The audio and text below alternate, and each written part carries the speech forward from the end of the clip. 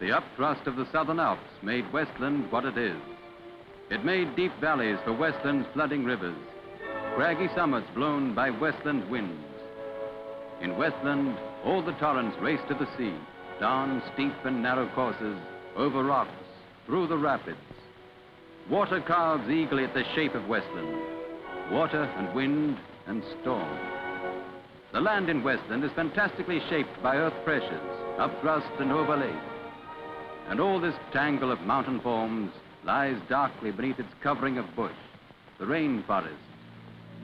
Close pressed among these misty hills lie the townships of Westland, sheltering where they can, wherever there is coal. In Dobson live the men who work the coal by the Grey River, and from Wallsend they go to work 2,000 feet down into the deep coal. In Denniston they live and work 2,000 feet above sea level. Denniston clings to the lip of a high and barren plateau, and from the clouds looks down straight to the sea. Hemmed close in by the hills and the weather, these Westland mining towns grow close and friendly. Those same conditions, added to the hardy nature of their work, keep the miners strongly organized. No more firmly welded communities exist in all New Zealand. Their motto is well worn by usage. Most notable example of the success of this community spirit is Runanga near Greymouth. Coal has given Runanga a measure of prosperity. Nearly every miner owns his own home, and the housing is good. Coal from the Liverpool, James, and Strongman mines has pulled Runanga out of the hard times of the last decade. Bungalows and cottages are all well furnished. The miner spends his wages on good living. The refrigerator is a common expression of his determination that hard work earns a reward in comfort. In nearby Denali, an influx of manpower for the new workings is finding homes in a state housing development. These are fortunate communities indeed. There's a good school, and in Runanga, swimming baths. If a community may be judged by its children, then Runanga is a happy and a smiling place. The children are obviously well looked after in this place of large families. The miner is strong on home life. Runanga consistently votes prohibition. Most of the local amenities result from community effort. Like the swimming baths, the bowling green is a community affair. Runanga worked to get these playgrounds, and the state which owns the mines has helped Runanga to be civilized. Few towns can be so fortunate. Denniston might try to emulate Runanga but could never succeed. Denniston is built on rock. Children in Denniston see no grass, no animals. There is little sign even of human life. The men are in the mines, the women behind doors closed against the weather. And into this inhospitable country, men have gone to get coal for New Zealand's industry. They have patterned the mountain with rails and ropeways and crossed the gorges with iron spans.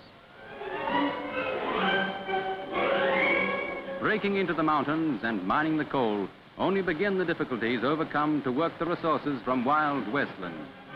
8 miles of mountain ropeway from the mine face still leaves the coal in Denniston 2,000 feet above the coastal plain and the outlet to markets.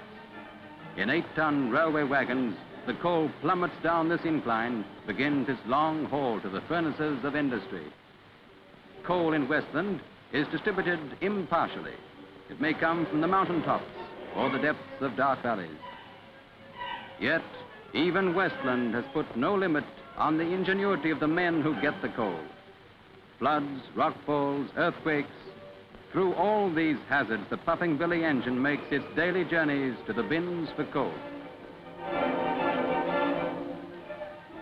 High on the other side of the mountain is the Liverpool mine, its powerhouse just visible above the gorge.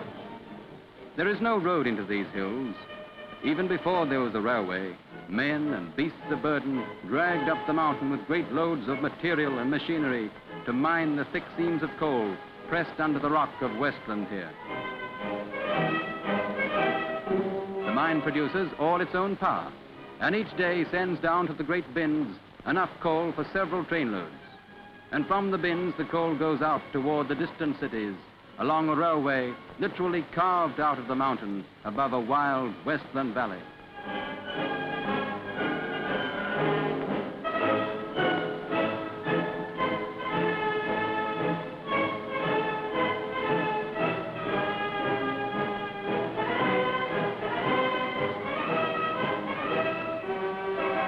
But all this complex and splendid spectacle of engineering and machinery comes down to the men that do the job.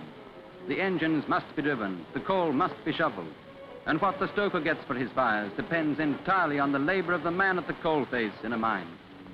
Industrial civilization makes no demand more difficult to meet than the hungry demand for coal. Nothing needs so much skill, so much heavy labor allied to skill.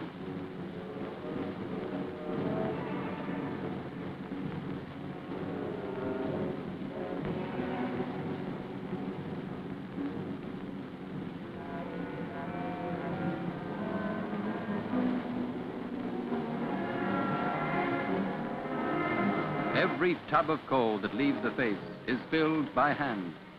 5,000 New Zealand coal miners produce more than 2.5 million tons of coal every year. Every ounce of that large total is won by men who work in darkness among many dangers. Even the explosives that help them cannot be placed without labor on the drill, and no shot can be fired until the pick has first cleared away.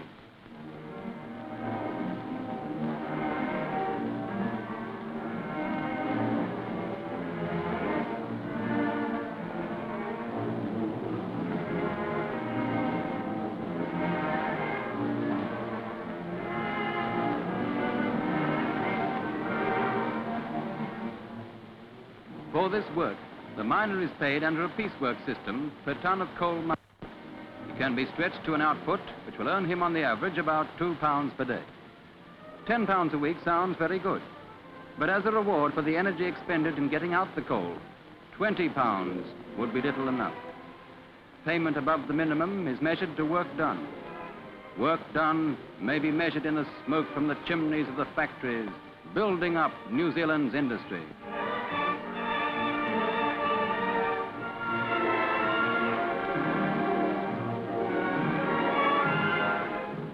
Here, then, are the men who feed New Zealand with the raw material of industrial prosperity. Under the mountains of Westland, they burrow for the stuff that turns the wheels of industry. Material for peace, weapons for war. They work in the darkness of the mines, buried away from the fresh splendors of the air above them. Because they work, coal comes from Westland.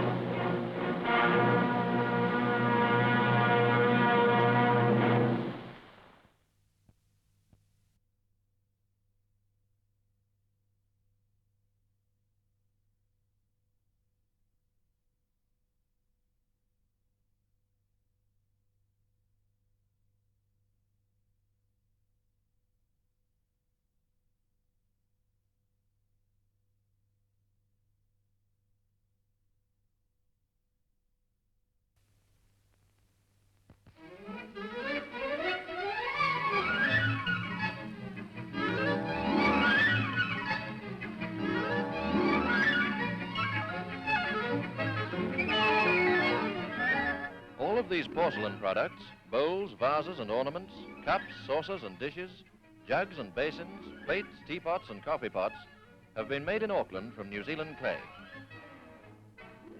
In the huge rotary mixers, china clays from North Auckland are ground up and blended with other clays, perhaps from South Canterbury, and broken down, crushed, softened and pressed out into raw material for the potter's art.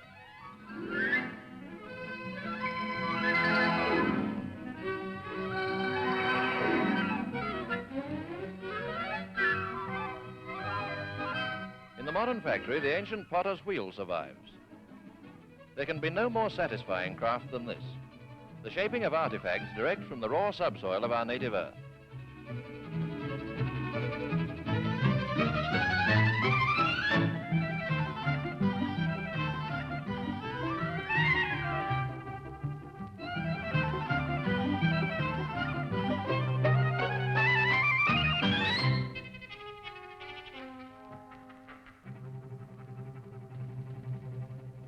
Anyone watching this is likely to want to try it himself.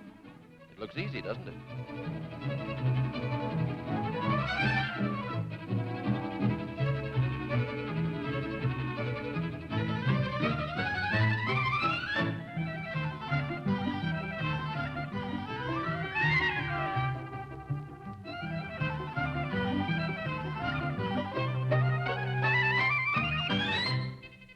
Except that it's electrically driven, the modern wheel differs not at all from those used in Asia before the dawn of history. Not only does the wheel survive, but it's the prototype of many modern high-speed machines for the shaping of potter's clay. With the aid of such machines, the factory turns out plates hand over fist.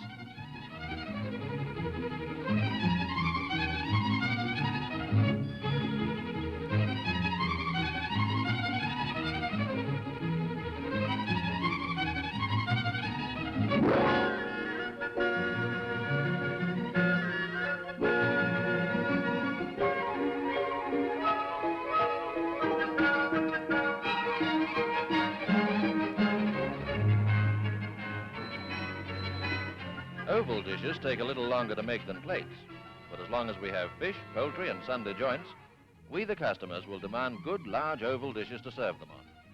And this is the way they're made.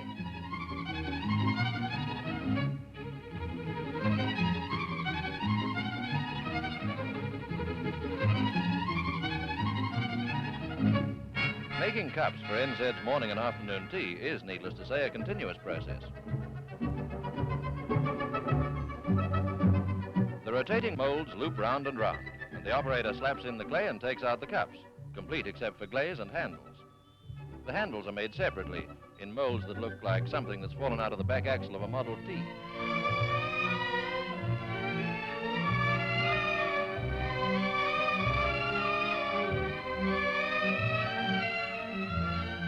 Cups go down the line to meet the handles. And there's no deception. This is the exact speed at which these skilled hands put handles onto cups for 40 hours each week.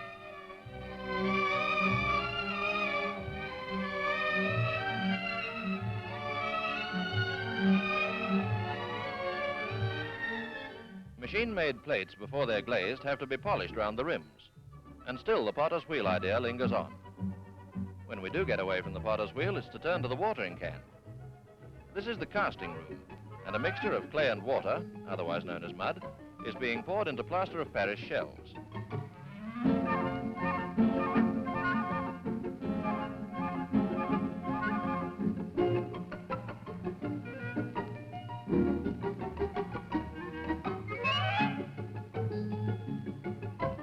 The liquid is left to settle in the molds for a while, and then the residue is poured away.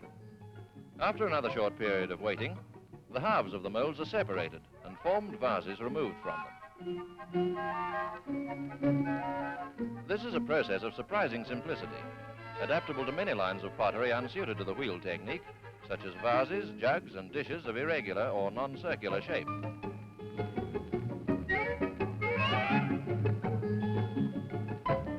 Prototypes for casting in molds are made by hand, and one of the factory artists is working up an original design for a Toby jug.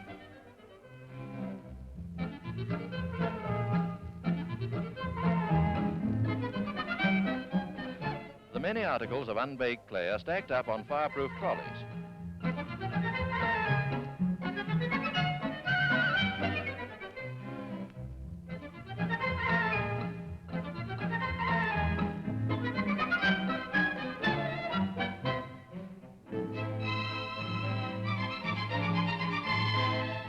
Before glazing, all these products of clay have to go through the fire. The potter's fiery furnace, which inspired some of the verbal imagery of the prophets of the ancient world. But coal gas, not wood, provides the fuel for the modern industrial potter's oven. After the first firing, the pieces have their first glaze. Such articles as jugs are dipped in glaze by hand before being fired again.